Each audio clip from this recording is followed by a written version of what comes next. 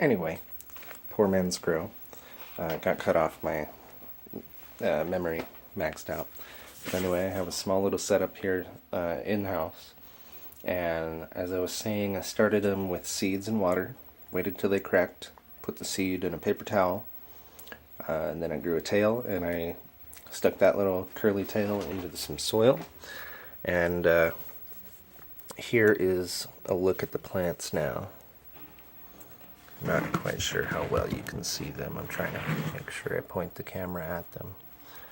Oh wait, here's an idea. Let's switch the camera direction. There we go. So yeah, those are my two little plants. The one on the bottom here, I guess, of the screen is going to be the first one, and that one is A, and the one behind it is B. The one behind it, you can barely see that little white, there's two white spots in the middle of the soil there. I'm not sure if you can make them out on camera. The dimmer white spot is the seedling about to poke its head out. Now, as for my setup here, I have a diaper box and the lid to my gecko's cage. I've taped white paper on the inside of the box and lined the corners with foil. I also have a ton of foil tape, so I may just be adding that all over the place. I have my first lamp here. This was again from the Gecko tank, leftover parts. It has a CFL bulb with 900 lumens in it. And I know that's not enough. Don't bitch about me about lumens. I'm working on it. Again, poor man's grow. I have an LED bulb in this one, and just on the inside of the lampshade, I have another white piece of paper tape just for some little added reflection here.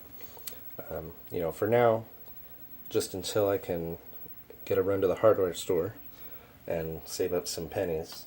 Yeah, pennies, poor man's grow. Then I'll be able to make a little bit better of a box, get some better lighting on them. For now, I'm working on my own homemade nutrients, my own cow mag, and NPK solutions, just with general compost and stuff. So that's another way I'm saving money.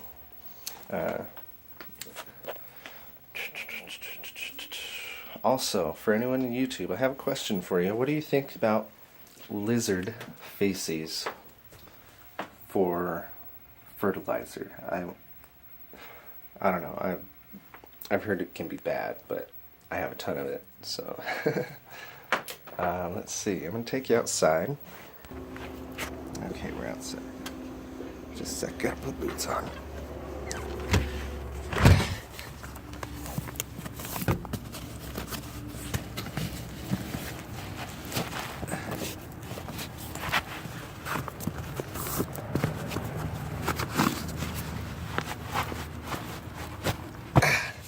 There we go.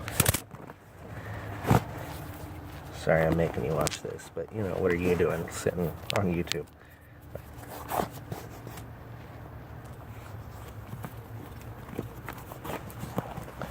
So you get to watch me tie my shoes. Yeah. Okay, just got a couple more minutes left on this video, so let's take a quick tour.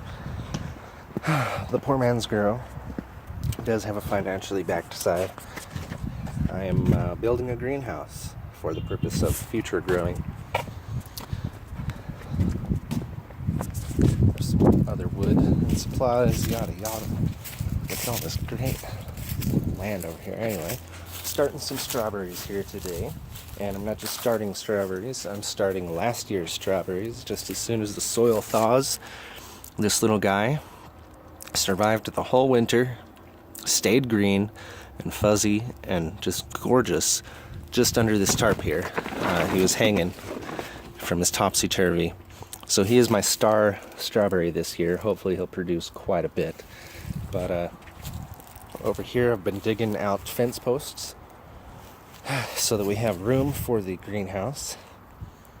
And it's going to be kind of an L shape that wraps around the shed here. And this is all done. I mean, the wood was pretty cheap. I probably spent $50 on wood.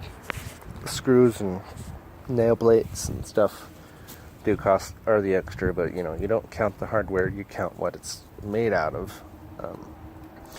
Because if I was patient enough, I suppose I could do it out of, excuse me, cuts and notches in wood, and just plain old wood screws and make it fit together that way. But you know, here I am. Let me try and show you here. Okay, so right here's the tip of the eave.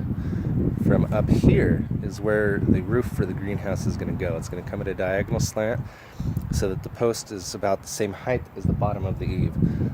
This will allow me my ceiling space. And what's great is a happy accident is the cuts, the grooved cuts, are going to leave about this much on the end of the rafters for the roof. So with the plastic being lined over that, I'm going to have this nice little 1-inch vent space just on top of the roof here, which is also going to allow rainwater to naturally flow into the greenhouse, and I'll worry about directing it so that it doesn't pool up anywhere. But yeah, this is all my Poormans grow. The main point of it is for the pot plants, of course, but essentially the pot plants inspired a much bigger homesteading type of grow. So I'd love to hear your comments and suggestions. Keep in mind, I'm poor, so I can't really afford to buy expensive bulbs, expensive this, expensive that. So any neat ideas or tricks you've got for me, I'd love to hear them. And also I'm building aluminum solar can, you know what I said, solar pop can panel. Yeah, and that's what's going to heat my greenhouse. So hopefully, if I make an efficient enough of one, any tips on that, by the way, I'd love to hear. If I make an efficient enough of one, I can grow year round. So that's the main goal here. But for now, that's the end of episode 1 on my Poormans grow. Have an awesome day.